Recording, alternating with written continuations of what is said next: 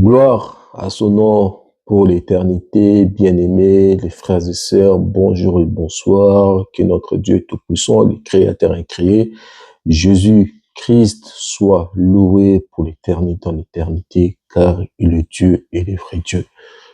En dehors de lui, il n'existait pas d'autre Dieu, bien-aimé dans le Seigneur. Et merci au Seigneur Dieu Tout-Puissant, le Créateur incréé, à ces temps merveilleux qu'il nous donne pour pouvoir connaître encore, savoir encore davantage sa sagesse, connaître son amour, connaître sa connaissance qui va nous servir par la suite de racheter les temps, car les jours sont mauvais, de marcher dans sa volonté, car l'essor est avancé, d'être prêt pour les jours du jugement. Je parle là du jugement de la récompense et non du jugement du paradis d'enfer. Bien-aimés dans le Seigneur, nous avons un thème aujourd'hui et ce thème se nomme peut-on vivre la foi sans appartenir à une église ou à une religion? Peut-on être dans la foi, dans une relation intime avec Christ sans être catholique, sans être chrétien, sans être musulman, sans être protestant, humaniste, etc. Est-ce que nous pouvons avoir cette relation d'intimité avec Dieu tout simplement sans être un membre ou un adhérent d'une église ou d'une religion? Alors, la réponse est oui, bien aimé dans le Seigneur, la réponse est oui, mais nous allons rentrer dans ces thèmes, mais avant cela, bien aimé dans le Seigneur, nous allons prier, laisser l'Esprit Saint nous conduire. Prions au nom de Jésus-Christ.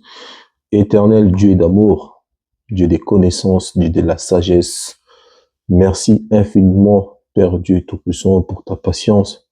Merci infiniment, Seigneur, pour la connaissance dont tu disposes à tes enfants.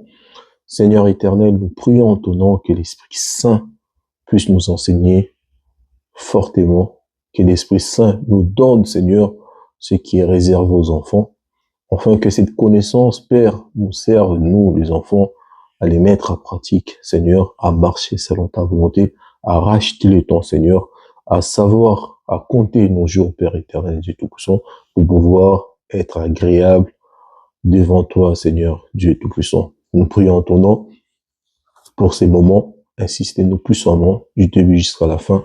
Saint-Esprit de Dieu, au nom de Jésus-Christ, nous avons ainsi prié et nous disons Amen. Amen, bien-aimés, mes frères et sœurs, gloire à son nom pour l'éternité et à jamais. Peut-on vivre la foi sans être religieux, sans être catholique, sans appartenir à une religion? Oui, je vous ai dit la réponse est oui, tout simplement parce que la religion, vous devez savoir, mes frères et sœurs, c'est une construction, c'est une idéologie, frères et sœurs, faite par un homme. C'est un homme qui a créé la religion. La religion ne vient pas de Dieu, car Dieu n'a jamais créé une religion. Dieu n'est pas catholique, Dieu n'est pas chrétien, Dieu n'est pas protestant, Dieu n'est pas dans l'église, Dieu n'est pas kimagiste, Dieu n'est pas musulman, Dieu est tout simplement spirituel. Bien-aimé, Dieu était spirituel. Voilà pourquoi nous naissons de nouveau, pour pouvoir avoir une relation en esprit avec Dieu. Bien-aimés, nos anciens, nos frères dans la loi n'étaient pas nés de nouveau, tout simplement. Voilà la cause qui faisait en sorte qu'ils ne puissent pas avoir une relation intime dans l'esprit avec Dieu, car tout était charnel. Bien-aimés, frères et sœurs. Mais nous allons lire un chapitre, nous allons lire des versets bibliques. Là, nous allons commencer par Jean. Vous connaissez tous ces versets, ce chapitre, Jean 4, 20 à 24, l'histoire de la femme samaritaine avec Christ. Nous allons lire par là pour découvrir, pour sortir ce qui est caché sous les Écritures, comprendre ce que le Seigneur nous demande. Comprendre, c'est là, c'est très important pour nous, ça va nous aider aujourd'hui à vivre uniquement dans une relation intime avec Dieu et non aller s'embrouiller, mes frères et sœurs. Nous lisons au nom de Jésus-Christ, je suis là dans Jean 4, verset 20, je commence au verset 20. Qu'est-ce qu'il nous dit la Bible? Nos pères ont adoré sur cette montagne et vous dites, vous, que le lieu où il faut adorer est à Jérusalem. Verset 21.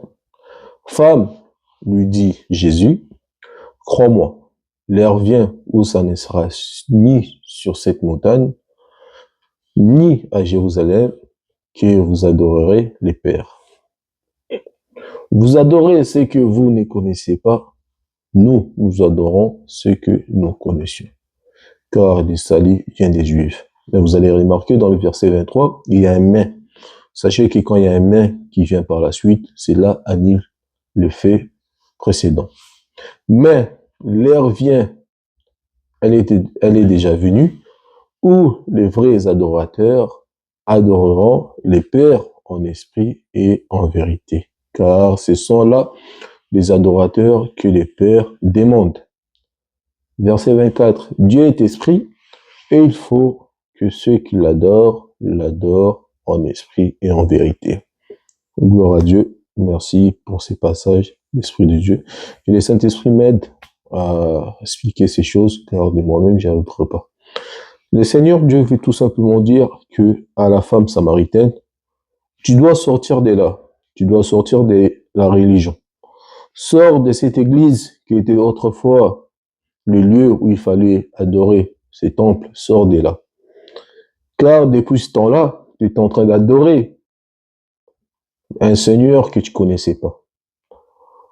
Dans la religion, tu adores un Dieu que tu ne connais pas.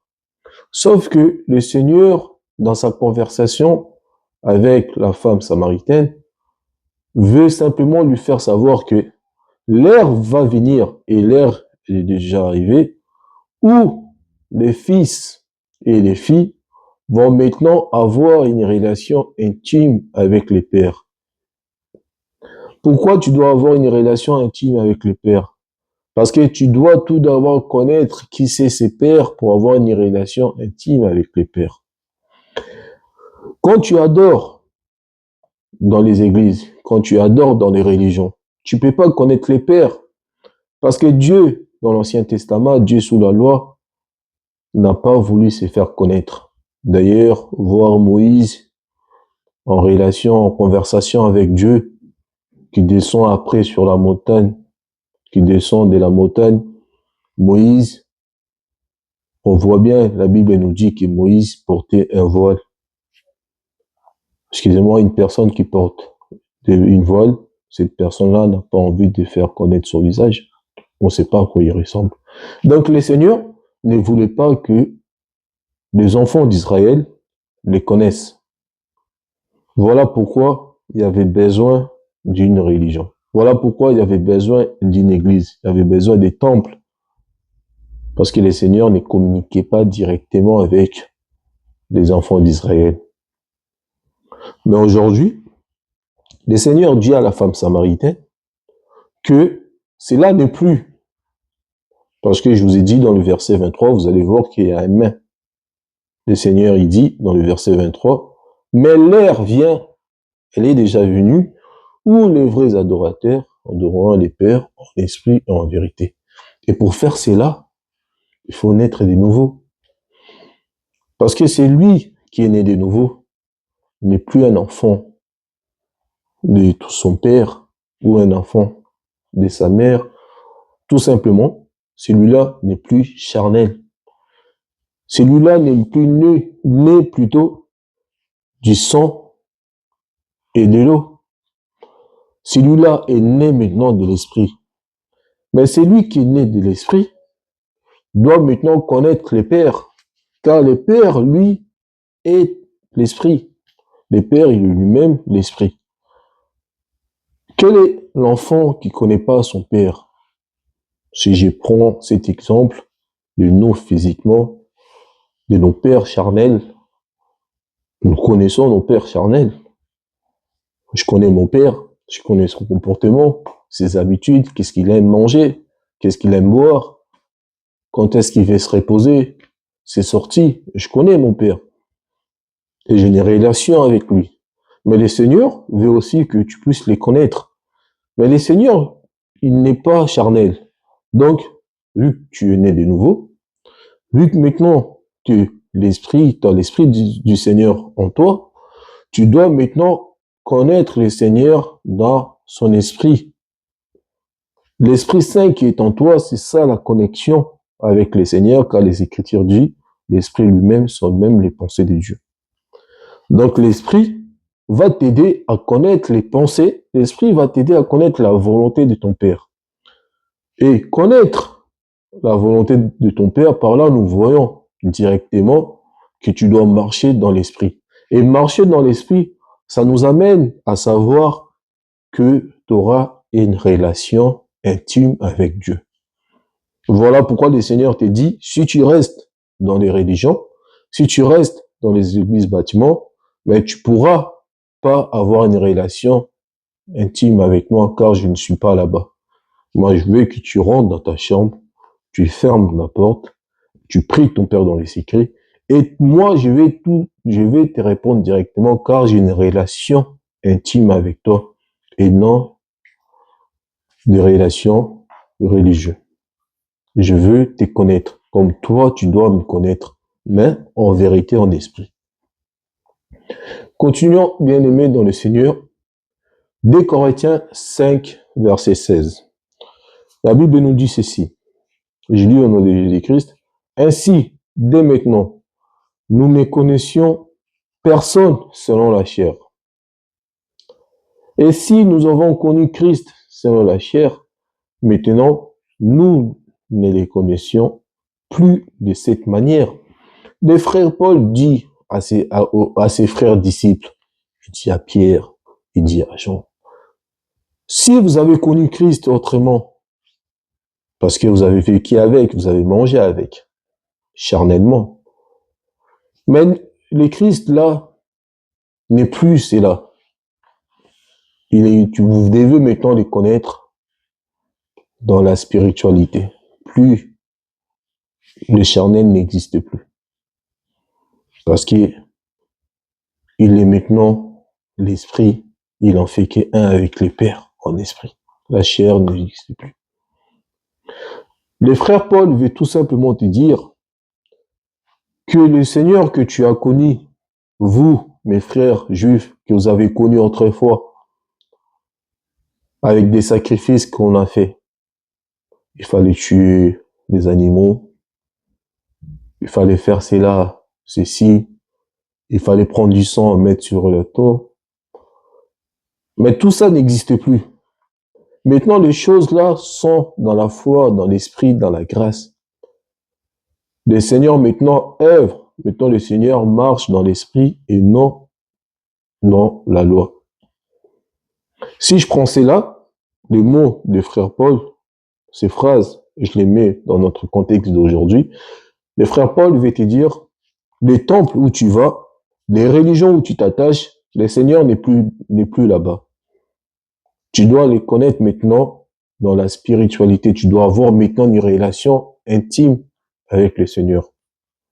Voilà pourquoi le Seigneur dit à Pierre, lors de sa révélation, Paul il s'endort, Pierre plutôt il s'endort. Qu'est-ce qu'il voit? Le Seigneur lui donne de la nourriture à manger.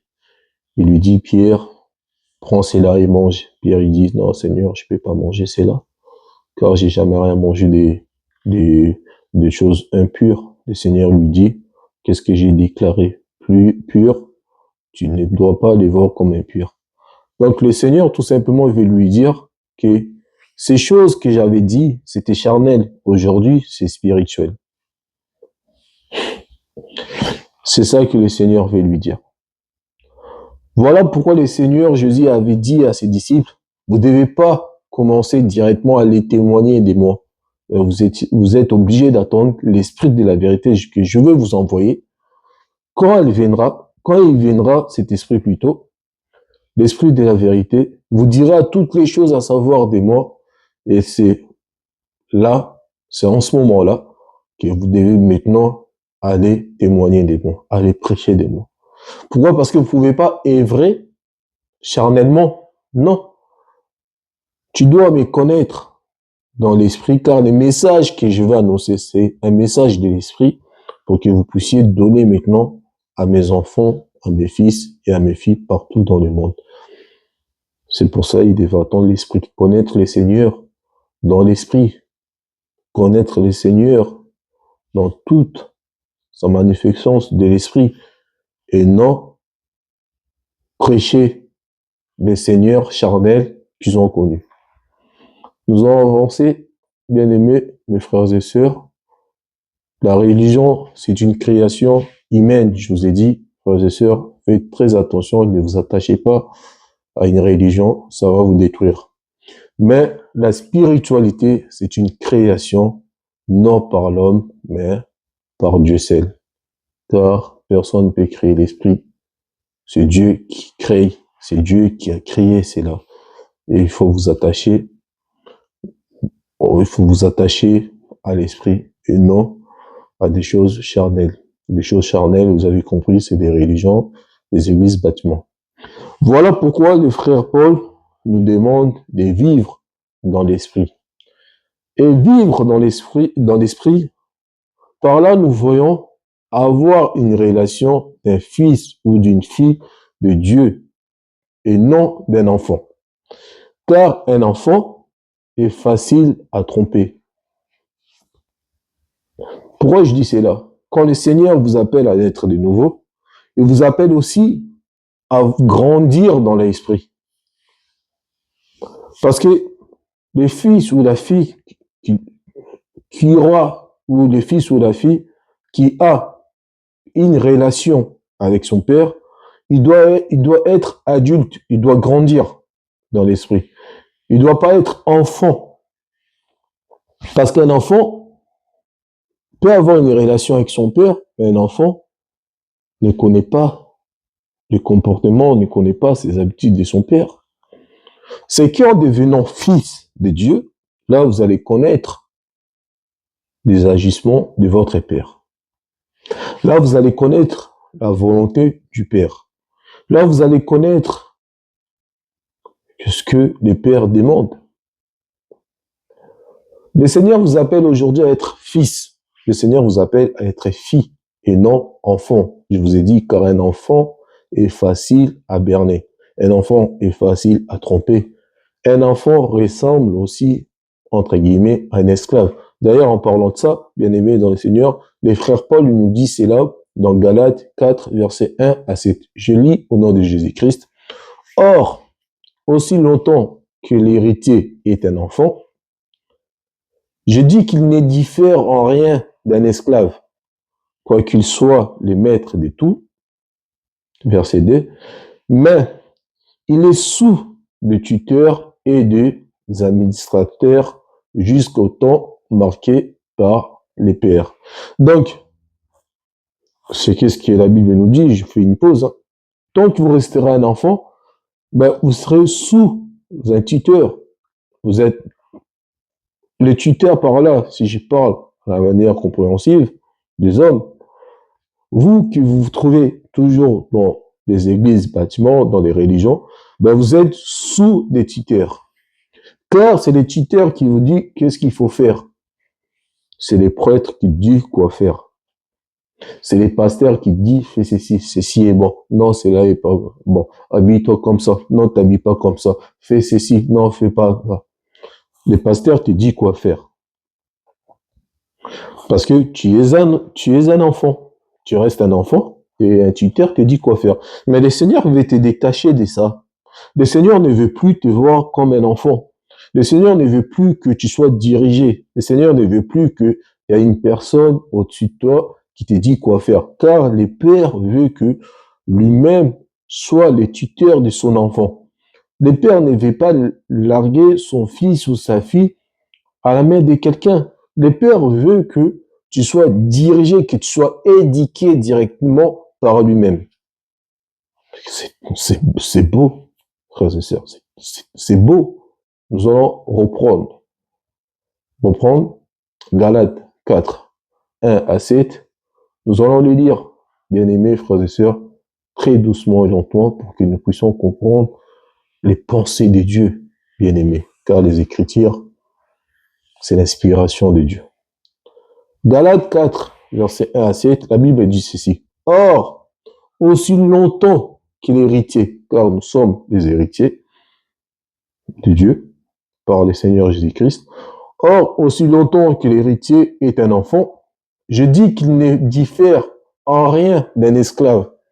Vous êtes un peu, entre guillemets, comme des esclaves, car c'est un homme qui vous dit quoi faire. Alors que Dieu t'a libéré, tu as été affranchi, tu n'es plus esclave, tu es libéré. Mais partez toujours dans les religions pour rester esclave. Qu'il ne diffère en rien d'un esclave, quoi qu'il soit, les maîtres de tout. Vous, plus longtemps, vous devez être les maîtres, mais vous avez encore besoin des laits.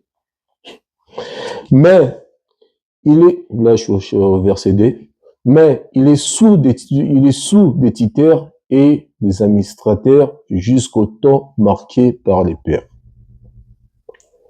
Et les temps marqués, c'était de Genèse jusqu'à ce que le Seigneur est venu pour nous faire connaître la plus grande révélation des Écritures, que Dieu est notre Père, que Dieu va avoir des enfants, que Dieu va être absolument à une connexion intime uniquement avec ses enfants.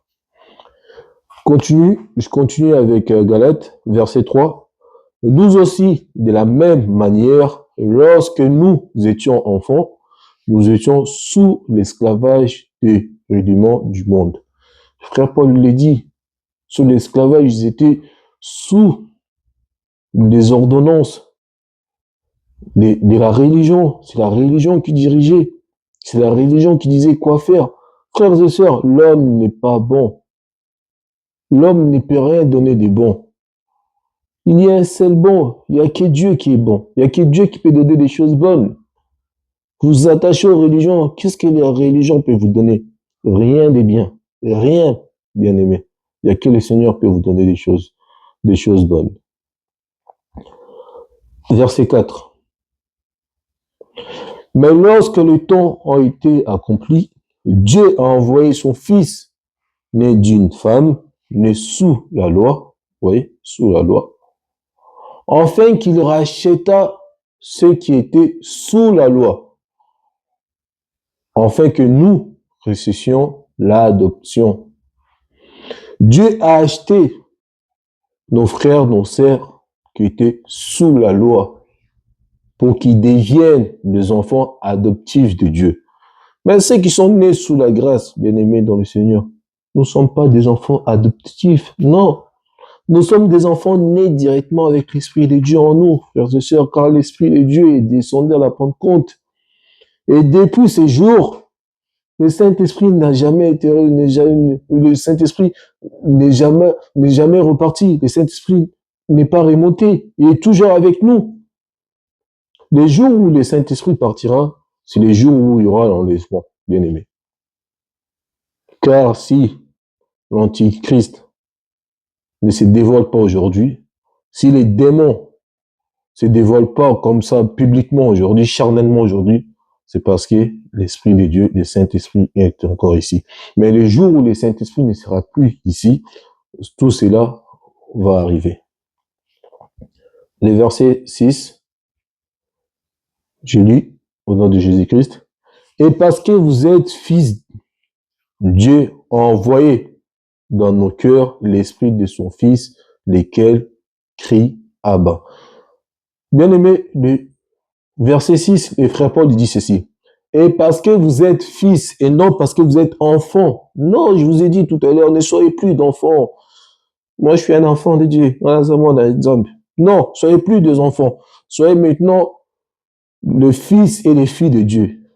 Pas un enfant, parce que tant que vous resterez enfant de Dieu, ben, ces loups vont venir toujours, ces faux prophètes, ces faux pasteurs, les serviteurs des Satans, les ministres des Satans, vont toujours venir vous tromper. Mais un fils, c'est lui qui a acquis la connaissance. Une fille qui a de la connaissance, on ne peut pas lui tromper. C'est impossible. Le frère Paul dit ceci dans le verset 6. Et parce que vous êtes fils, Dieu a envoyé dans nos cœurs l'esprit de son Fils, lesquels crient Abba, Père. Ainsi, tu n'es plus esclave, mais fils, et tu es fils, tu es aussi héritier par la grâce de Dieu. Ainsi, tu n'es plus esclave, ainsi, tu n'es plus enfant. Mais aujourd'hui, tu dis toujours que non, ah, je suis un enfant de Dieu. Moi, je suis un enfant de Dieu. Ah, depuis que tu es né, des 0 à 50 ans, tu es toujours enfant de Dieu. Non, moi aujourd'hui, je suis un fils de Dieu. Moi, je suis pas un enfant de Dieu. Moi, personnellement, que je vous parle, je suis un fils de Dieu. Je suis pas un enfant de Dieu. Je suis un fils de Dieu. Car aucun pasteur peut venir me tromper ou dire jamais. Je suis un fils de Dieu. Et la connaissance de Christ, l'esprit de Dieu, la sagesse de Dieu repose en moi. Et je pense pas que, non. Tant que j'aurais dit avec moi, il serait impossible de me tromper. Verset 7.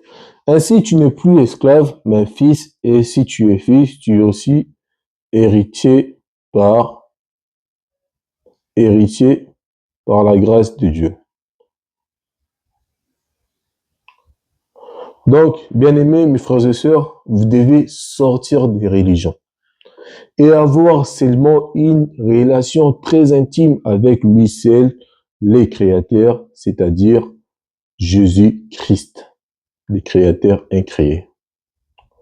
En parlant de sortir, que dit la Bible? Parce que depuis tout à l'heure, je vous dis de sortir des religions, sortir des églises, et une relation intime avec Christ, le Seigneur, Jésus-Christ. Mais en parlant de sortir, que dit la Bible quand je vous parle de sortir des religions? Nous allons voir avec vous ensemble, bien-aimés dans le Seigneur, mes frères et sœurs, les fils et les filles de Dieu. Je vous encourage à être fils et les filles de Dieu. Jean 10, versets 1 à 5. J'ai lu au nom de Jésus-Christ, ça serait le dernier chapitre que nous allons lire ensemble. Alors, j'ai lu au nom de Jésus-Christ, je suis là en Jean 10, 1 à 5. En vérité, je vous l'ai dit, celui qui n'entre pas par la porte dans la bergerie, mais qui y monte par ailleurs est un voleur et un brigand. Verset 2. Mais celui qui entre par la porte est le berger des brebis. Verset 3. Les portiers lui ouvrent et les brebis attendent sa voix. Il l'appelle par leur nom, les brebis qui lui appartiennent, et il les conduit dehors. Vous avez vu, il les conduit dehors. Lorsqu'il a fait sortir toutes ses propres brebis, il marche devant elles et les brebis les suivent parce qu'elles connaissent sa voix. Verset 5. Elles ne suivent point un étranger, mais elles fuiront loin de lui parce qu'elles ne connaissent pas la voix des étrangers. Bien-aimés, le Seigneur nous dit cela. Le Seigneur nous demande de sortir des religions. Le Seigneur demande à nos frères, nos sœurs, qui étaient encore sous la loi à l'époque, de sortir des religions et de les suivre lui. Donc par là, suivre, sortir dehors, marcher avec Christ, Christ devant nous, cela veut tout simplement dire avoir une relation fusionnelle qu'avec Christ. Je ne sais pas si vous comprenez, bien-aimés. Je relis ça au nom de Jésus-Christ. Je suis là en Jean 10, 1 à 5. Je lis. En vérité, je vous l'ai dit, celui qui n'entre pas par la porte dans la bergerie, mais qui monte par ailleurs, est un voleur et un brigand. C'est comme vos pasteurs là, c'est des voleurs, des brigands, car ils vous ferment dans leur religion. Mais celui qui rentre par la porte est le berger des brebis. Verset 3. Les portiers lui ouvrent et les brebis attendent sa voix. Pour attendre la voix du Père, tu dois avoir une connexion avec les pères. Parce que le Père a ouvert la porte. Le Père vous accueille à être ses enfants. Vous êtes ses enfants, bien-aimés. Mais tu dois attendre la voix du Père. Et comment tu dois attendre la voix du Père? Il faut avoir une relation avec le Père. Il y en a beaucoup qui disent, j'entends pas la voix de Dieu. J'entends pas Dieu me parler. Mais est-ce que tu as déjà une relation avec les pères? Si tu n'as pas une relation avec les pères, comment veux-tu attendre la voix du Père si tu n'as pas une relation avec? Si tu vas chez ton pasteur, tu es religieux, tu vas rien entendre parce que Dieu n'est pas là. Je vous ai dit tout à l'heure, Dieu ne se trouve pas dans les religions. Tu n'entendras pas la voix du Père. Verset 3. Le portier lui ouvre et les brebis entendent sa voix. Il l'appelle par leur nom, les brebis qui lui appartiennent, et il les conduit dehors. Le Seigneur fait quoi? Il les conduit dehors. Tu attends la voix du Père. Les pères parlent comment? Les pères parlent par ses enfants, par les serviteurs, par nous, les frères et sœurs. C'est comme ça que les pères parlent. La Bible dit, Dieu parle d'une manière, t'entends d'une autre. Attendre sa voix, c'est de te faire là. C'est la voix de Dieu qui vous parle. Dieu veut que vous sortiez de cette religion que vous êtes. Appelle par leur nom les brebis qui lui appartiennent et il les conduit dehors. Lorsqu'il a fait sortir toutes ses propres brebis, il marche devant elles et les brebis les suivent. Donc je vous ai dit, vous devez suivre quel Seigneur, quel Christ. Vous devez avoir une relation qui est avec Jésus, pas avec personne d'autre. Les brebis les suivent parce qu'elles connaissent sa voix. Verset 5. Elles ne suivent point un étranger, mais elle fuira loin de lui. Pourquoi? Parce que maintenant, tu es un fils, tu es une fille de Dieu, tu connais la vérité, tu connais la voix. Et quand un religieux, une religieuse vient te voir pour te dire certaines choses, ben, tu vas fuir loin de lui parce que tout simplement, celui-là, c'est un menteur. Mais elles fuiront loin de lui parce qu'elles ne connaissent pas la voix des étrangers. Frères et sœurs, le Seigneur vous parle. Le Seigneur vous dit, qu'est-ce que vous voulez que le Seigneur vous dise de plus? On va prendre Galates 5, verset 16, qui nous dit la Bible. Alors, je dis donc, marchez selon l'esprit, et vous n'accomplirez pas les désirs de la chair. Marcher selon l'esprit, il nous amène encore à savoir que vous devez avoir une relation avec Dieu en esprit. Car pour marcher en esprit, il faut être lié avec cet esprit-là. Et quand tu es lié avec quelque chose, ben, tu as une relation avec. C'est comme ça que tu dois marcher en esprit. Tout simplement, bien-aimé, soyez dans la foi, avoir la foi, maintenir une relation dans la foi qui est avec Christ. Sortez des religions, sortez, bien-aimés, sortez, sortez, sortez dans le... Dieu vous appelle pas là-bas et il n'est pas là-bas.